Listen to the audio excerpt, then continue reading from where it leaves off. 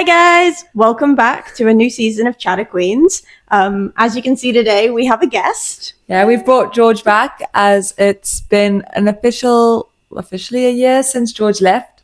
And so we wanted to start off the new season with our guest. Hey. Hey. I'm a little bit camera shy. But that's okay, because it's conversation between friends.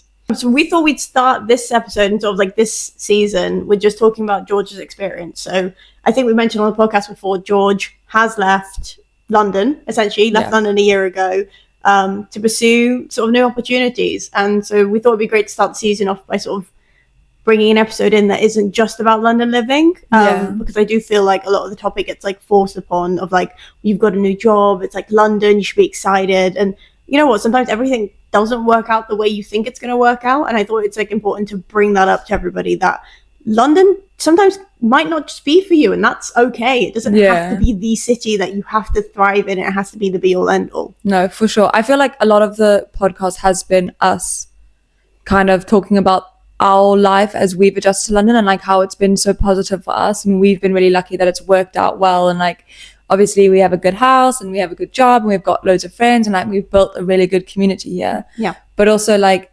yeah, the exact thing of like, it's okay if that isn't where your journey takes you. And moving to a new place can be scary. And there's like so many things that you have to adjust to. And like there's so many things that make it so much harder if, for example, like work isn't going well, or maybe you have terrible housemates, whatever. Like it's okay to like take a step back and start again. And I think that is what's important. And that's why it's so good to have you on the podcast, because like in a weird way, like we've kind of all ended up in the same place, I guess, career-wise, because we're all doing really well, all enjoying our jobs. But like you have taken such a different path to us in the way that you came and then you did go home for a bit, but like you've been then thriving since going home. Yeah. Do you have any comments? Real. Next question, please. So Isla and I have got a couple of questions prepared for George, but we're going to kind of have, you know, obviously no pressure. It's not going to be an interrogation. It's just how many times have we sat here till 1 a.m. chatting? So that's kind of the vibe. You guys are really chill. You guys are natural at this. Just trying to loosen up. So we're starting off with, what initially drew you to London and what were your hopes for living here? The typical uni to London pipeline. Mm-hmm. It's where all the jobs are. Yeah. It's where all my friends are. It's where everyone moved to. And yeah, it's just like, I guess, what is it? Like opportunity wise, it's just like, has the most. That's where you're going to end up. So I came there. And the next question. Well, I was going to say, because it is different for everyone, right? So like you said, like your friends, it kind of was like the pipeline of like, okay, finish uni, where am I going? Career-wise, it's in London. Yeah. My friends didn't have that same thing. All of my friends like moved to Manchester or are already living in Manchester. So when I kind of moved, I was like, oh yeah, classic like pipeline thing is like, oh, home and then off to London I go. It was like, it's always like a big city, right? Yeah. Whereas like, I didn't have the same pressure. A lot of my home friends are still home. My uni friends ended up moving to like Manchester. And then I was kind of the only one who like pipelined it to London, which I find like such an interesting experience that isn't like what you would think is like the overall goal for everybody is to move to London. It actually like really depends on who you talk to, who you know and who you're friends with. Yeah. I think it's just like probability wise, like that's where all the jobs were. Yeah. And like after uni, there's just this unreal pressure to just get a job. So you just immediately will just get a job. Yeah. Didn't really care what it was. No, just experience. It's different now. You care what it is, but at the time it's like there's a lot of expectation. So you just kind of like end up here. It's not really, it was never the plan. Yeah. It's just more of it's just where everyone ended up. Yeah. It's where everyone is. True. I guess sort of next question wise, when did you start feeling like London wasn't working out? Was it like a specific moment? Was it gradual? You know, I feel like the signs were there with like the 2 months of homelessness at the start. Yeah. Just kind of being passed around friends, sofas. But also like day 2 into my job, I was just like already having I was having like an existential crisis. I think it was just like I got out of uni and I was like, okay, this is the adjustment everyone has. Like, don't be a brat. Like, this is life now. But, you know, it gets to like 8 months in and you're like, maybe I should be like having an attitude adjustment by now. So it's kind of difficult. Like, you're in that like weird limbo of, am I just adjusting or is this really not right for me? So I think I just kind of always knew it wasn't right for me. I just didn't know that that's what it was. I feel like there is like, I don't know if it's like a generational difference thing, but like if I think about maybe like our parents' generation, they kind of, it was just like, you just work 9 to 5, you do your job, no one loves their job, you know? Yeah. Like I feel like it's a very kind of an up and coming thing, very much our age as people going into the workforce, that actually you can love your job. And a lot of people do love their jobs, and a lot of people travel with work, and like you no longer have to be in the city where your job is in order to do your job. Like you no longer have to be in an office from 9 to 5 or like commuting with 1,000 other fucking people on the central line at 8 in the morning. Like those aren't things that have to happen anymore. And I think it is kind of a weird adjustment when you do start working, because I had the same thing like in my previous company, like when I was so stressed out, but in my head I was like, but this is what work is. Like I almost have to be this stressed out because that's what work is. And it's only like now that I'm in a different role that I'm like, wow, you really don't have to be, you don't have to hate your life. Like you can actually enjoy yourself and like look after your mental health and also do a job that you enjoy. You know, it's like, I think it is this kind of older mindset where it's like, even if you hate it, you just have to do it for the money, or you just have to do it because everyone has to do it. But like the reality is that's not true anymore, I think, in life. I think it's also a really common phenomenon, like you said, for people our age, because having that steady 9 to 5 job, it doesn't guarantee you the same life that it has guaranteed prior generations, like retiring at whatever age and being guaranteed like a house and like being able to afford, you know, like to live. But like now you can have like a full 9 to 5 job and it's still not enough, and you absolutely like still may not get those things. And especially the whole retirement thing, like I feel like it's just so common to think like I'm gonna be working forever. I might as well find something I like to do, because it's probably gonna be a really long time. Probably it's your whole life. I do have that thought sometimes when I wake up, and sometimes I'm like, it is just crazy that this is gonna be my life for the next like 50-60 years. I'm just gonna wake up, go to the office, be in the office, probably go for the gym or go for a run, come home, eat dinner, go to sleep. Like that's just my life forever now, which is so depressing, because I'm like, I don't know if I'm ready for my life to just be that forever. But then again, that's the whole thing of like going back to the way that the working world is now being so remote, is that you can travel, you can go work from other countries for like a couple of months, or like remote working is so big now that the reality is that no one really has to be in office 9 to 5 anymore. Like I understand some people do because like their job requires it, but at the end of the day, if you really, really didn't want to, there's a job that you don't have to, you know, if that makes sense. Yeah, definitely. Yeah. I don't have the questions.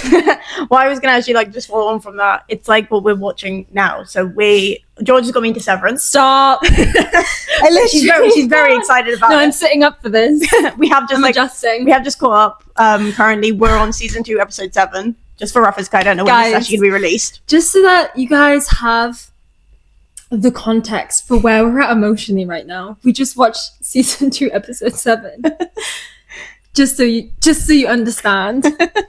But I think like the initial stage of watching that, because I gotta be honest, at first wasn't a fan. I watched it because George was like, watch it, so gave it a go with one episode. Wasn't overly a fan of it, but I think part of it was just watching like the mentality of like, you can't just like switch your brain off, go to work, and you do the same like 9 to 5 routine, but like mentally you're not there anymore. Like you're just like, that's a different version of you. And if honest, in a weird way, not that I felt like it hit home, but I was kind of like, but why is that like our lives? Like, why is that just like 9 to 5 every day? You go in, you don't switch off because obviously you're working, but like, you go in, you do the routine, you come home, you go in, do the routine, go home. Like on the weeks where you don't really have like after work plans or like even weekend plans, like your life can seem really like monotonous. And then like, I don't know, to be able to like watch them be like, well, you get to live the hours of the day and you still don't use them as much. And it's like, well, realistically, if I was to be severed and my innie went to work and my outie had all the time in the world, those poor innies, you still, but you still don't have all the time in the world, really, because you still have a very select few hours of the day that you can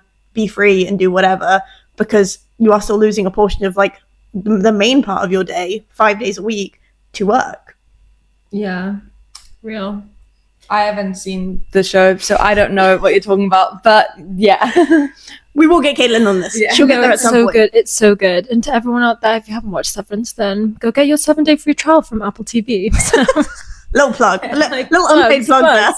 Yeah, I was going to say, not promoted, by the way. However, if Apple TV wanted to promote us, we would be all open. Big fans of the platform. Big fans.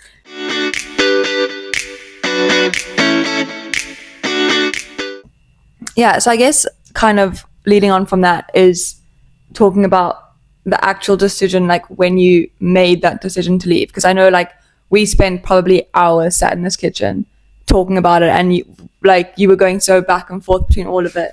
So it's kind of like, you know, when you made it, was it just like you were just taking a leap of faith? Did you have a plan?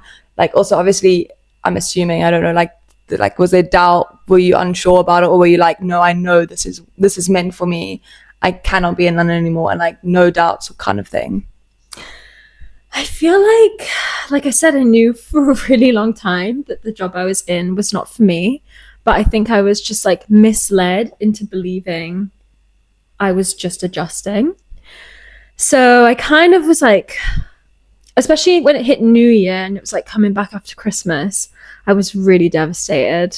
Like honestly, like I just wanted to stay at home with my parents. I didn't want to come back. But and that's when I kind of like started looking up maybe like other jobs or courses or master's programs and stuff, like really considering my options. And then I think like a lot of things were happening at work that kind of drove me to breaking point, because it was a bad working environment, and I just was like, I'm gonna quit. And even though I had been going back and forth for a really long time, it still felt like a really impulsive decision, because it feels super irresponsible to just like leave your big girl job or whatever. I don't know, it's like obviously first job, first everything, like first experience resigning too, but it felt very impulsive and irrational. I think I had to like try and stop gaslighting myself that it was the wrong decision or whatever. Yeah, that makes sense. I feel like, I mean, even when I changed jobs, it was very much a thing of like, I knew I wasn't happy in the job I was at the time, because I know like I was so stressed about so much, and like I would literally cry on Sunday night, and I'd be like, there's no part of me that wants to go in to work tomorrow and do this whole thing again, because like I feel like I haven't even had a break from last week. Like I feel like I'm not, like I can't do this, and I would like cry before. And then like everyone kept telling me like, get a new job, and I was like, but it's kind of scary to like do that first quitting, because I was like, but what if I'm not doing the right thing? Like I feel like, especially I guess maybe when you're younger, like maybe when you're older it doesn't feel the same, but like when you're young and you're just starting out, it's like every decision feels like the biggest decision. And I'm like, but what if this just like fucking derails my entire life moving forward? Yeah. And even though like I was quitting for another job, it was still like, but like, I don't know, like what if this job is what's meant for me, and what if the next job I hate as well, or like what if no matter what I do I'm not happy, what if I am the problem? Like, no, I thought the same thing. Yeah.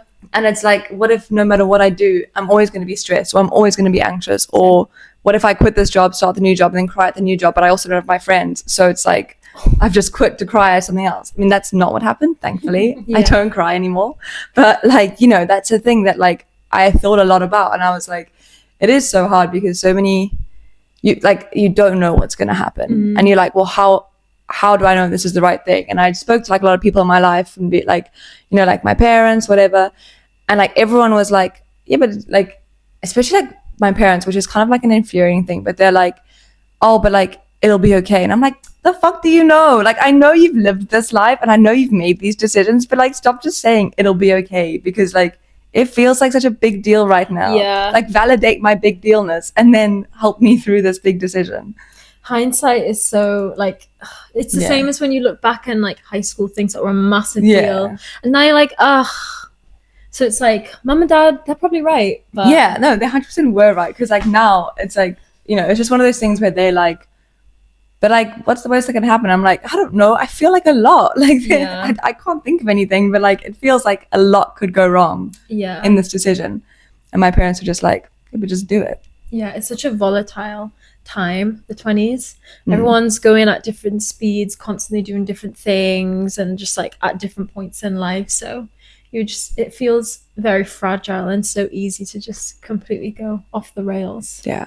Because I feel like, like so many different people, like some of my friends don't even have jobs and they're like traveling, or like, I don't know, like just figuring out their next move. Some are still studying, like someone looking to do PhDs and stuff. And I'm like, that's crazy. Like, God, I'd hate to do a PhD. That just sounds so like boring. No offense to those people who are doing it. I'm sure yours is really interesting. Respect to them, but at the same time, education and me, we had our moment. It ended, and no longer would I like to go back to that. You know, it's like an ex. Like, we ended on good terms, but like I'm good. You know, like I don't need to revisit that anymore. I was like, it is interesting to me how like every experience differs, right? So like when I first quit my first job, because I was working back home in Solihull, in like Leamington Spa, as I was commuting over. But it's weird to me how like my fear for London and like the whole quitting my job was more not the job, because the current role I was in, it was something similar but different. The industry I knew I wanted to work in was giving me this opportunity, and I was like, I'm going. I was so set. I wasn't like worried about the job. I was more worried about the move. I was like, oh God, like I want to move in with strangers. What if this doesn't work? Like, what if I'm like miserable for a year and I'm stuck in London and I don't know how to move out of this, and like I've committed to a contract. And so that scared me too. Yeah. So my advice my parents always gave me was just like, only for a year. If you can do it for less than a year, sign up for less than a year. Like, you don't know, it might not work out, and da-da-da.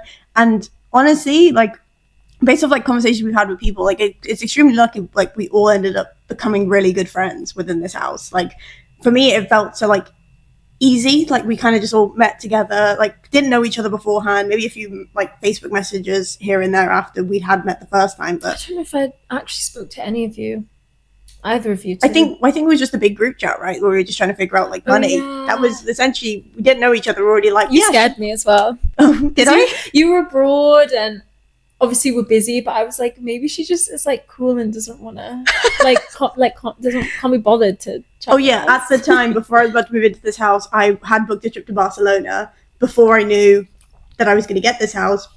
I had the interview with Ella, who was our fourth flatmate at the time, who interviewed me right before going to the airport.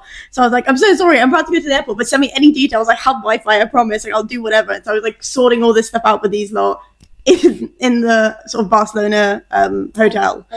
No, airport was when I got accepted, got to Barcelona to find that Ella was like, yeah, no, we'd love to have you. And I was like, yes. Now that the holiday began, and then it was like a whole stress of like, but the contracts and I'm abroad and I don't know what I'm doing. Can I trust these people? The London rental market. It's that's what made me more nervous, I think. I was sad when I quit, but I also feel like whenever it's your first job and you're honest, I think with any job, when you've actually like gained so much experience there, regardless of like your time there, it's the guilt you feel a bit to be like, you gave me that opportunity. No. I gained no experience. I just gained awful pay, an awful experience. I gained nothing. Mm-hmm. I ended up leaving London with less money, but I still felt guilty. Yeah. I still felt guilty. But I also think that could be just like the millennial guilt trickling down. Like, we don't actually feel guilty as Gen Z, because we're kind of like, you know what, we're going for what we want. We're going for happiness. Like, we kind of like strive for, obviously, more money is great. We all kind of want more money, but we are striving for but we want more money and to be happy. Like, we'll take a little of a pay decrease if you know you're going to be happier in the long run, because that's what we strive for. Whereas I think with the millennial mindset, it's very like, no, you brave it through, you do it, you work the extra hours, you don't complain, and eventually you get promoted. And then when you're like 50, 60, you can be like a senior vice president or something, and it's great because then you can retire. And it's like, it's such a different world now that like no longer like it's like company loyalty, right? Company loyalty isn't a thing anymore. If you stay loyal to a company, like I think it was like LinkedIn was showing me stats where it's like the more loyal you are to a company, the less you're getting paid than people who jump around their jobs, because with each new job you get new leverage. Yeah, true. Any thoughts? Oh. Double whammy. I was gonna say, you don't move it so much. I was gonna say, like, obviously definitely felt the guilt thing, but for me it wasn't like a guilt for leaving my company. Like, honestly, I couldn't care less about the company as a whole. But it was like, because like the company as a whole didn't look after me, so like why would I care about leaving you? But I did care about leaving my team, but more because I was like, I know how busy everyone was, because I was that busy, and I know that like having one less person is going to make everyone else like 10 times busier, because like the same would have happened like if someone else had left, like I would have been so much busier. So that was my only guilt thing, of like I felt like I was like abandoning people that needed me, which was like I felt really guilty about that. But then obviously when I spoke to the people in my team, like all of them were so like supportive and happy for me, so then that really helped, because obviously like I mean like would have been really mean if they told me not to go, but like they could have been like, we really need, I don't know, like they were like, we obviously need you here, but at the same time this is such a good opportunity, you should go, which really did help. Whereas like I feel like, yeah, my guilt was more like I didn't want to let my team down, but like the company was like, you didn't look after me, why would I stay and help you, you know? Yeah. And you guys are still friends now, right? Yeah, we're all still friends. Literally just saw them this weekend, so that was nice. Okay, moving on. What would you say was the hardest part about leaving, and what did this help you learn about yourself? If the answer isn't us lot, I'm gonna be really upset right now. Oh, I thought we were talking about leaving the job. We're talking about leaving London. Let's do it all in one. Like, okay, yeah, leaving London. Leaving London, definitely friends, because every single one of them is here. Like every single one. I think I maybe have one friend that doesn't live in London. That's crazy. Like none of my friends. I think I have one that does live in London. Yeah, I don't know why. Aside from the people I made from work. I was talking about uni friends. In terms of my job, what was the question again? Like, what was the hardest part about leaving London, and then what did you learn about yourself? What did I learn about myself? Well, so just a spoiler alert, I went freelance after leaving my job. And I think one thing I learned about myself is like, you really don't have to do things the conventional way. Like for a long time, I thought I was just being bratty and like couldn't just adjust to having like a job in a company and a management, and just having that sort of like rigorous, I don't know, the governance of it as well. Yeah, I don't know. I always found that very like claustrophobic, like I don't know, I didn't like feeling very like owned or whatever. And I think for the longest time I thought that was really bratty. But having taken time away and speaking with other entrepreneurs or like self-employed people, I think I've just realized that like everyone is different, and some people just aren't well fitted for like that sort of corporate structure. Yeah, I think like with time I have come to like accept and validate like my feelings about it are valid, and if this works better for me, then that's also okay. Because I feel like you don't see, or I didn't really see much, I don't know, anything unconventional from the 9 to 5, you know? So that's what I learned about myself, that you don't have to do what everyone else is doing, I guess. Nice. Valid learning. I mean, I feel like it depends on the person, right? Yeah, definitely. I do think it takes a very like, in a way, like a very brave individual to like go out and start like making it on your own, you know? Because I think I'm someone who probably can't deviate from that like structure, but that's just because I'm very like, I feel like I want to claim to be unstructured in most of my other bits of life, and like I feel like I need that like the 9 to 5 to actually like motivate myself to do my work. I feel like if I was just left to my own devices to be like, yeah, no, I'll find the work, it's fine, and then suddenly like it's a lot more pressurizing and a lot more like, if you don't do that, then there's no income. So that's why I think a lot of people who like do go out and do freelance are very like committed to what they are doing, more so than I think than a lot of people in the 9 to 5. Not that I'm saying I'm not committed. Love my job. I'm just saying it does take a lot more like strive and commitment and like ambition as well. I think there's pros and cons to both. Like, I think definitely in a corporate job, there's the security of it. Yeah. Which... Well, not always, because you get made redundant. You can get like fired. Like, companies can go under. So companies can do really well. Consistent set salary. Like, obviously, you can get made redundant. But even then, like, unless you like get fired because you're not doing your job properly, if you get made redundant, you also get a payout. Like, it's also not like, if, say, I get really, really ill with a stomach bug for a week, I'm not going to not make money for a week. I'm still getting the same monthly salary I would get if I wasn't sick. Whereas if my job relied on me being healthy and functional, I would lose a week's worth of money. Yeah. And then also like, pensions and your like national insurance or whatever, like all those things. Like there's so many benefits to being in a company. Yeah. Community, friends. Yeah. But I don't know. I guess you have to weigh what is more important to you.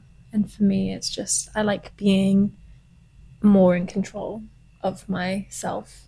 I feel like also the freelance like really works for your current lifestyle. Because obviously you travel a lot between here and the States. You can go see your sister in Paris, like come to London, see us, go home. Like you are a very like nomadic kind of person where your life's kind of based in multiple places. So it works then to do freelance because you can do that wherever, work your own hours. Like if you wanted to take a week off to see Bill, like you can do that. Mm-hmm. Yeah. And it does, like, you don't have to like ask for permission or anything. Yeah. Next question. Let's get that one. Yeah, my tummy. Wait, I'm so confused. Oh yeah. I'm like worried that it's all my breathing in it. Like I didn't actually pick that up though. I mean, unless you're literally up the nostril for like. I guess that's how. How did you decide what you really wanted to do? Isla suggested it. She just said to do what I was interested in, and she's into digital marketing, and so I just tried that, but I did it in like specializing in something I was interested in, and I just gave it a go, and it meets all my needs. It gives me like a lot of different types of tasks to keep me occupied and prevent me getting bored, because I would definitely get bored doing the same thing every single day. But yeah, so Isla is the answer to that question. Isla, this question's for you then. Okay. How does it feel being an inspiration? I feel like it's just know. You think ChatGPT told me that? I just feel like it's my calling to inspire other people. So maybe you should quit your job and become an inspirer. Welcome to my TED Talk, guys. No, I think honestly it makes you so like happy, the fact that like you found your calling based off like just our conversations. Because I've always, but especially with my own career, I've always been under the belief of like I didn't know what I wanted to do outside of uni. I got lucky when a friend of mine sent me a digital marketing sort of like grad scheme at like Warner Brothers, and I was like, oh my god, I didn't know I could do this. And I think that's a lot of cases with jobs, and I tell it to my friends constantly. You don't know what kind of jobs there are out there, like industries that you love. Like I'm a big film and TV fan. I love like the media in that kind of sense, and like I love the F1. So part of me and like my ambitions and my goals always to just go do something I love in what I love. So if I can like market for film and TVs like that, it just sounds like such an amazing opportunity. Same with the Formula One. If I could like run their social media pages, something like that like appeals to me so much, because I'd be like in the thick of everything and I'd be doing something I know and I love. Like I do love social media as much as it can be a shit show, and it can be like it can make people feel certain ways, and sometimes it goes great, sometimes it doesn't. But I think it was kind of like our generation growing up on it, right? Like Instagram and TikTok. I get TikTok's Gen Alpha, but I still claim that TikTok is a bit Gen Z. Like I feel like the new social media trends coming in, like it's not like we're not part of that. And I find it like also interesting, like the insights and stuff. So the current role I do, it isn't exactly what I want to be just yet, but I know I'm like on the right pathway to being in the industry I want to be in, doing the job I want to be doing, and to have that like the want to get there, because you kind of, you already like something. I mean, not necessarily. It's why I think everyone should have like multiple career paths in a way, because I always feel like I could eventually get the job that I think is my dream, get there, and then be like, I absolutely fucking hate this. Why did I think this was the dream? But I know I can like sidestep and be like, okay, well, I tried it. It wasn't for me. What have I built my skill set up in? Okay, I've got all this experience. Maybe I should try the Formula One. Maybe I should go like explore what working there could be like, because that's another thing that I love. I think it's worth just like following, like if you don't know where to start, especially start with, well, what do I like? What do I like and what do I know? And then, and I will emphasize this. I love marketing for the sense of like, it gives you it's so interesting to understand audiences. Like it's interesting to understand like, oh, well, if I saw this, would I click on it? Would I say yes? Like, especially like Gen Z marketing in itself and Gen Alpha and all like sort of like the younger generations, seeing all the trends come up that you know, and then seeing the advertisements that like you base things on, and you know that someone's created that with the intention that you would like it and you'd swipe it or whatever it is. I find all that so interesting, but that's not necessarily meaning that if you have a dream, you have to go into marketing. If you have a dream, you can then just look into the industry and be like, okay, well, what jobs do they have? Like, I know with a friend of mine who's into beauty, she has like buyers at her company. I was like, that sounds so sick to just buy. Being a buyer would be really fun. Wait, as in like your job is to buy makeup products? For companies, yeah. Wait, like, what do you mean? So like, you know, when you're in the shop, all the products that they have there, someone's as in like this, like you're like I get you. You like are choosing stuff. Oh, yeah, that's quite fun. Yes, sick job. Yes, my aunt used to be a buyer. Yes, so like you can like I'm getting out before. So you can like test things, you can like check things out, but I just find like the whole thing so insane to me because it's not something you'd think about. Yeah, I do think it's like it's definitely there's a lot of jobs out there that I didn't realize. Obviously, like you don't think about the fact that those are jobs, you know. I do think for me personally, I am kind of similar to you where there's no way I could be my own boss. As much as I would love to, like maybe when I'm a little bit older and like I'm more organized with my life, then I could be my own boss. But right now, with the way that my brain works, honestly, I wouldn't function if I didn't have to do work from 9 to 5. Like that is like the reason that I like eat breakfast. It's the reason I eat lunch. It's the reason I go to the gym, because everything is based around that routine. Like I'm so bad at keeping routines that I need something strict to like force me into it. Is it weird that I feel like I go nocturnal? I feel like I'm weirdly like productive. Some people do, in the middle of the night, and I feel like I would just be like doing all my work between the hours of like 10 to like 2-3 in the morning, and then that's when I used to work for uni. Yeah, I just feel like I used to do the same, like in a weird way. One of my courses, one of my courses was like a logic course, and like I would like have homework and stuff to do, and I was like, yeah, I'll do it tomorrow. Like have a glance at it the night before. Genuinely, and it sounds so sad, but I'd be like in bed and just like let my like thoughts run, and I'd be like, I know the answer. Why do I know the answer right now? So I'd like get up and start doing my homework at like 1 o'clock in the morning. So I was like, but I've got this. Like it's all clicked. Almost, I want to say like 80% maybe of my assignments were all-nighters the day before it was due. Wow.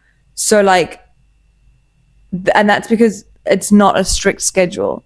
Yeah. You know, and so like because no one is making me do anything, like it is so hard for me to do stuff that no one is making me do.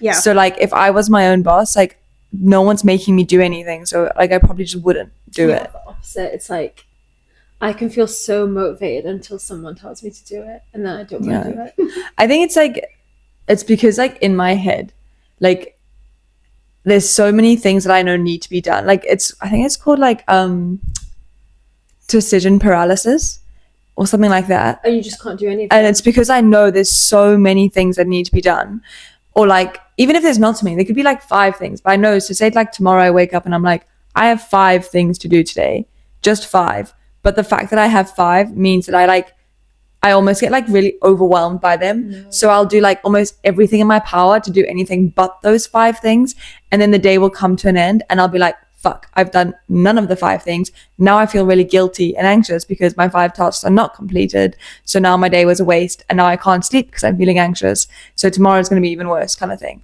So because I have a job that requires me to be in 9 to 5, and like I have to be work, especially like that's why I like going into the office, because again, it's something that like forces me into that working mindset, which I struggle to be in so much, that I have to kind of do all these things to eliminate any and all distractions from my life. Yeah. Because like the more, like you saw us today, like I did like fuck all today because I was at home and there was people to distract me. Like I brushed my hair for 3 hours. Like that's because like there's nothing making me do anything, which is like why I think I couldn't be my own boss, because my company would fail so bad. Wow. Yeah, just to-do lists and schedules. That's what gets me going. But I get the whole paralysis thing, but I just write it all out and like in order of priority, and I'm like good to go. It just like simplifies everything for me. I feel calm. Yeah, I don't think my brain works that way, unfortunately. But that's why I have bosses. To each their own. Yeah, and like if I were to be my own boss, I would probably have to be highly medicated. Oh. So that my brain could be just quiet. Or just have like a really good assistant, like a really good one that's like monitored you in a way that like you were still the boss. But then they're my boss. No, but in a way that's like, I still pay your salary, but then it's just like a constant reminder being like, oh, you know, you got to do this, and like, oh yeah, okay, I'll do that right now. And then like they don't let you get distracted. Like they have to like go out their way to make sure like there are no distractions. You can just do it. Body doubling as well. Like I will work with another one of my friends who freelances. Yeah. And we'll just be so productive. We'll just sit there all day. That's true. Do you like go out of your house? Yeah, we'll go to cafes, we'll go to each other's houses. It just like holds you accountable. It's good. I love it. It's when I'm most productive. I feel like that would definitely help because that's like the same vibe as going into the office. Yeah. I think it's just like if it was just me. I think also it's hard when obviously we are young people who can't afford to have multiple spare rooms in my house. So my room is also my office, which means that like it's difficult then to not get distracted when I'm in my bedroom with all my stuff. So like if I had a room that was an office, say, then like maybe it would feel different because I could like distinguish between the two. Or take a nap. Looking at you. Or take a nap. I am yet to have taken a nap during a work day. That's one thing I can say. I just sometimes do not sleep very well. And you know what? There's a lunch hour for a reason. And what I do in that lunch hour is on my own terms. So if I decide to nap, I decide to nap. And that's okay. And I feel rejuvenated. And my work is more progressive in the afternoon. Productive. I feel those judgy eyes right now. But it's okay. Because that's me. And that's how I used to be a big believer in naps. But recently, like, I just don't really nap anymore. I don't think I have time. I think you're getting healthier, though. I don't think you're actually meant to. I think I've seen a bunch of studies saying, like, you should nap, you should. But I feel like if you're getting enough sleep during the day, you probably shouldn't be napping.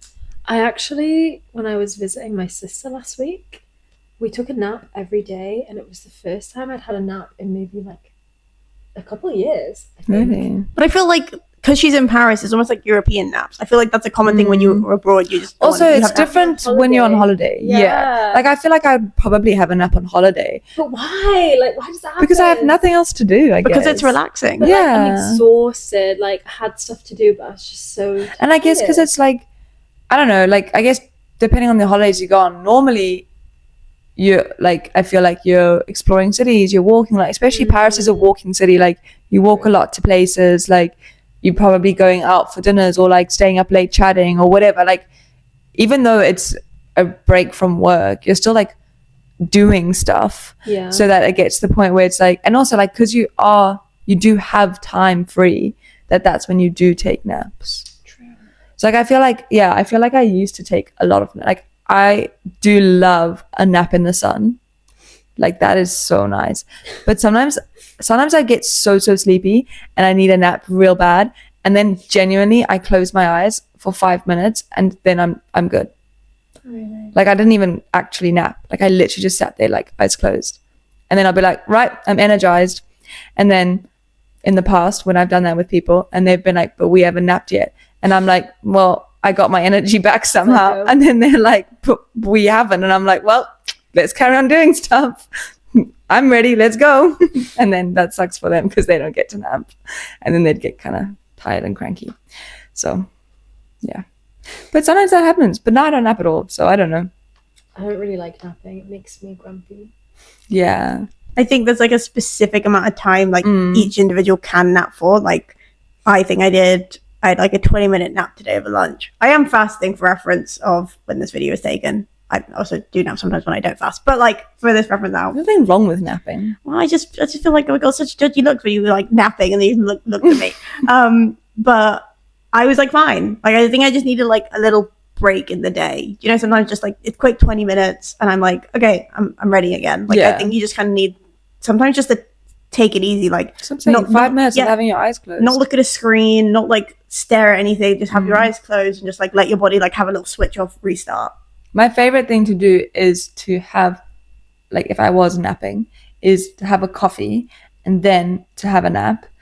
And then I'll like have like a 20-minute nap. But in the background of my nap, I'll have a TV show playing. So I never go into deep sleep because a TV show keeps me from sleeping deeply, which means that I won't wake up grumpy because I won't interrupt my deep sleep. And then the coffee like kicks in more after I've napped because sometimes coffee makes me sleepy. That entire scenario sounds absolutely disastrous to me. Why? I 100%, like, that's how I fall asleep. I'm listening to podcasts, I'm watching but shows. That's why, like, the coffee as well, oh my gosh, the jitters, absolutely not. And then waking up groggy from the nap, like, oh no. But then it's like, it's literally nightmare. Like, it'll literally be like 15 minutes and I don't think I actually sleep because I'm like kind of conscious of the show, though sometimes my brain gets real confused and thinks I'm in the show and then I'm like, I don't know what's happening, but yeah, it's fun. That's how I nap. As long as it's not horror. Sometimes it is. Jokes. I don't sleep to horrors. I don't think. I don't know. Whatever comes up on my Netflix.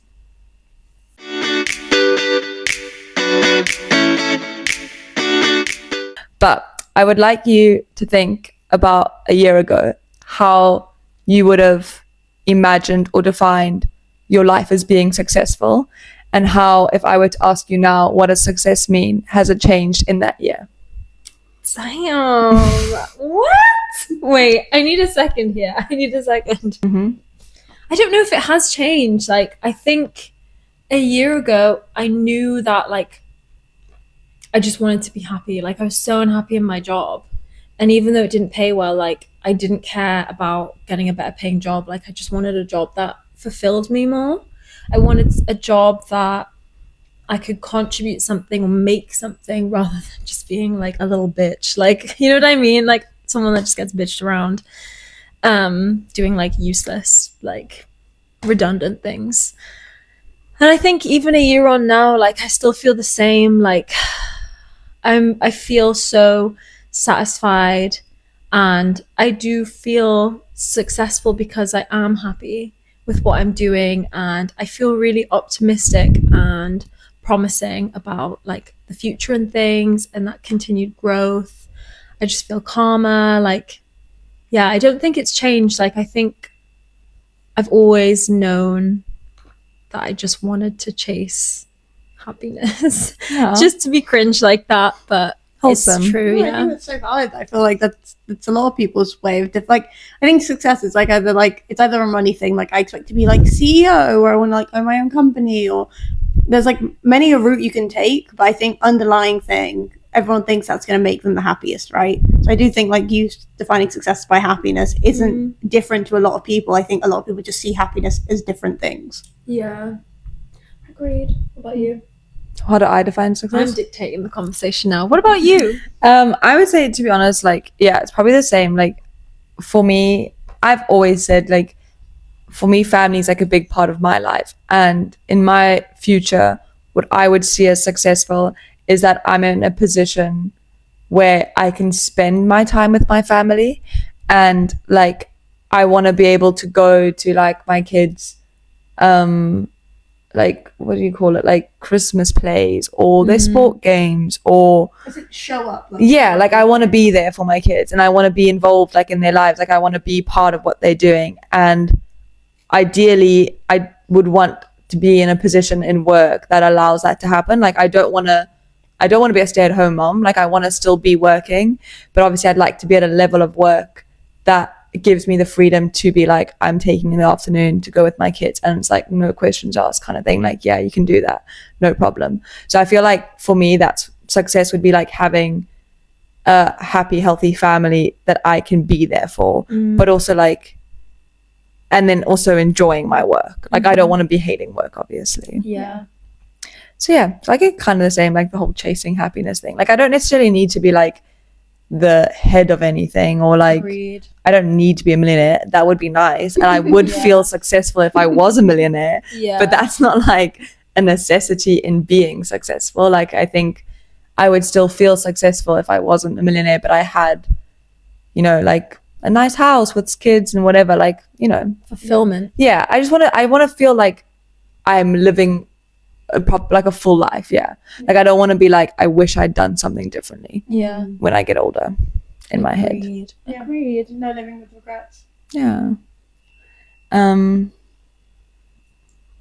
I feel as though I had a question to ask Isla, but then I got very distracted by those answers.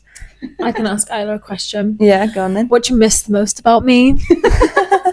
I miss our wholesome Sundays. I feel like they're iconic, and though me and Kate do now have wholesome weekends, unfortunately, George, you left. Like you had to be replaced. Unfortunately, that's just life. So I do enjoy my wholesome weekends with Kate, but I do miss ours too. And I think I miss the fact that like, so George used to regularly come home at like 5:30, 6 o'clock, and like the joy I would feel. I was like a little dog. I was like, when I showed up the door, I was like, hello, like running down the stairs, being like, somebody's home. Like now everyone's lives are like so busy. Like Kate's such like a healthy sports gym girlie that she doesn't come home till like 8, 9 o'clock, at which point I'm really tucked into bed sometimes. I'm like, sometimes I go like days without seeing anyone because I get home too late. Yeah, I didn't see you the last few times I've been here. Yeah, but yeah, you miss having a broke ass friend who couldn't afford a social life, so was practically prisoner to the house. She stuck with me. Yay! Like, we did like a lot of like wholesome inside the house cheap, things. free. Yeah, baking, walking, talking. So yeah, I think I do just miss your presence around the house though. But at the same time, I think it's nice to know that the friendship, that it's still evolved. You know what I mean? Like no matter where, like even you moving out hasn't deterred our friendship in any way. You obviously do come to visit a bit. We do need to make the trip up north. I think it's just like finding the time to do so. But yeah, in a way, like. Not to say I'm glad that you left, but I'm glad that you left because you're happier. Yeah, I would say, again. Like it sounds so wrong when I say that. In like a really positive way, I am glad you left because it's like I can see, like, even from the first, like when you left the first time, or the only time, but like the initial yeah, like when you moved out, and then the first time we saw you afterwards, I think was your birthday. Yeah, it would have been, or it was birthday. I don't know, it was like the first time you came back after moving out. It was literally like you could see like you had a full-on like glow up, like you could see how happy you were. Summer babes. No, but it was but it's like happy. You could see how happy you were, how like at peace you were with stuff. Like you could just see that you were enjoying your life so much more. And then since then, like every time we have seen you, it is like an exponential difference. I would say. With every time we see you, something new and exciting's happening. Yeah. Like a new venture, or you've got like a new client, or you're like trying to like find a new client, or you've always got something exciting going on, and you can just tell that you were thriving in what you do. So as much as like we miss you in the house, I'm glad that you did go so that you got to be this happy. And also in a way, like it just proves that we've got a stronger friendship because you do come visit and we do see you all the time, and there's not like a lag in any of that. Like we'll still be your friends, and you can thrive at the same time. It's nice to see, like you're just proud of your friends, like you're just what they're doing. Happy that they're doing well. Especially because like when you do come back, it's as though you never left. 100%. Thank you. Not to gas you up too much at the end of the podcast. not to give us such a big head before she leaves. I make myself quite at home. It is your home. Yeah, it is. I think I'll just be like, it'd be so jarring when you actually move. I know, when we move out and you're gonna have to come stay with us at a different house. But she has said that if we move west, she'll be more at home than she was here. In the environment, like the outside environment. Where I've definitely lived a past life. Probably. So. Do you think now that you have more freedom and like are enjoying your job, you would move back to London? I think. See, I've actually gone back and forth about this because I wonder if my job impaired my experience of London. Like, because I was forced to go to the office every day and it was just like a really trivial, understimulating job that didn't pay well. Like, I couldn't experience life here properly. And I did feel like the innies in Severance. Like, that was my life. I kind of wonder if it kind of cast a dark cloud over my head the whole time, and maybe I was not being as positive like as I could have been. But because I really do enjoy visiting and I enjoy my trips, but I do also think like even when I'm visiting, when I'm on my train home, I'm like a sigh of relief. You know, I do think I love London and I love visiting because it's amazing to come as a visitor. Like, it's so much fun. Yeah. But I just don't know if it's like going to be home for me. That's fair. Maybe a different area. I don't know. Like, I'm really unsure about it. Like, I really don't know where I want to be. I'm a bit restless. Well, it's like Kate said earlier, like, you're a nomad, right? Like, you've kind of got like different areas that you live. So it makes sense that you're not like, I'm ready to like settle down and make roots. I mean, I think I have commitment issues as well, though. Like, I can't be committed to a company. I can't be committed to a place to live. Like, I need to just be free. Could live in a van. No, that sounds horrible. That's a little bit too hippie for me. Yeah. I can't imagine me living in a van. I have my past life in Hampstead Heath. I'm not living in a van. That's true. You know. Fair enough. Yeah. Right. Is that the end of that? I think segment? though that is the end of our questions. Yeah. My interview, did I pass? Am I getting a job? We'll find out from the viewers. Am I going to be the next flatmate? We should have interviewed flatmates this way. I feel like that would have been so fun. Would have like really clicked with us, or then been like, absolutely not. These girls are really weird. Yeah. Next time. But yeah, I guess that's the end of this first episode of this new season. We hope you guys have enjoyed meeting George. Yeah. George, guys. Journey. And we would like to thank George for being a really brave superstar. Our first ever guest on our podcast. I'm really brave. She was there from the get-go when we had this idea and when we wanted to. Our biggest supporter as well. Biggest supporter. I hype up, and I comment on the TikToks, even though I forget to like them. She does. She's very proud for this. But at least it's something. Yeah, it's that engagement either way. Yeah, that's true. We appreciate you. And we hope you've enjoyed listening. And we'll see you next week. See you next week. Not me. Not her. You guys. Bye.